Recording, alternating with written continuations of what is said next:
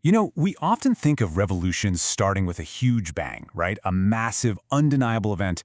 But what if one started so quietly that the people in charge literally laughed it off? Well, today we're diving into a story that completely flips the script, a conflict that began as a joke and ended by bringing a 250-year-old kingdom to its knees.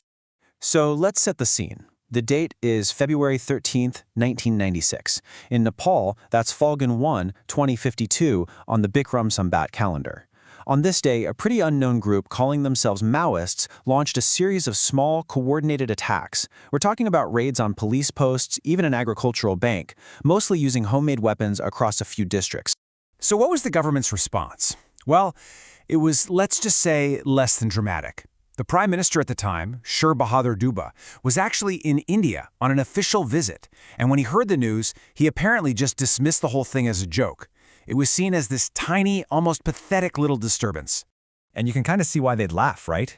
I mean, get this. At the very start of their so-called war, the Maoists reportedly had only 2 modern rifles. 2. Their army was otherwise armed with things like sickles and kukuris, farm tools and traditional knives. Just 2 guns against the entire power of the state. But from that laughable beginning came this, an absolutely devastating reality.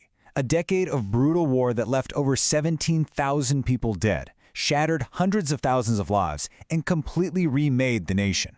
The 250-year-old monarchy? Gone. And the man who started it all, the lead rebel 𝚆𝚎𝚕𝚌, who we know as Prachanda, would eventually become the prime minister. So, that massive gap between the start and the finish? That's our central question. It's a huge mystery. Let's start to unravel how this could have possibly happened. Seriously, how does that happen? How does a movement that starts with literally 2 rifles and is dismissed as a joke end up overthrowing a dynasty that had ruled for centuries? Well, to even begin to answer that, you have to understand the man at the very center of it all. Before he was Prachanda the Fierce, he was just a boy named 𝚤𝚎𝚕𝚌, and his personal story is really the key to understanding how this whole revolution got started. He wasn't born a revolutionary leader. He was born into the kind of extreme poverty that was just a fact of life for millions of rural Nepalese back then. You were trapped in this cycle of debt and caste discrimination. His family even had to relocate just to survive. But he was incredibly driven. He managed to get an education in agriculture and even landed a pretty good job with a USAID project. He had a path out of that life. But all around him, a different idea was taking root. From a young age, he was surrounded by leftist ideology. The basic idea was this: you can't have real freedom and equality for all people, not as long as an absolute monarchy is in power. It was a system they believed was fundamentally unfair. And that idea just clicked for him. It took hold so strongly that in 1979, he did something huge. He quit that good job, his ticket out, and dedicated his life completely to politics. He joined the Nepal Communist Party. And from that point on, there was really no turning back for him. Okay, so he joins the Communist Party. But here's the thing you have to understand.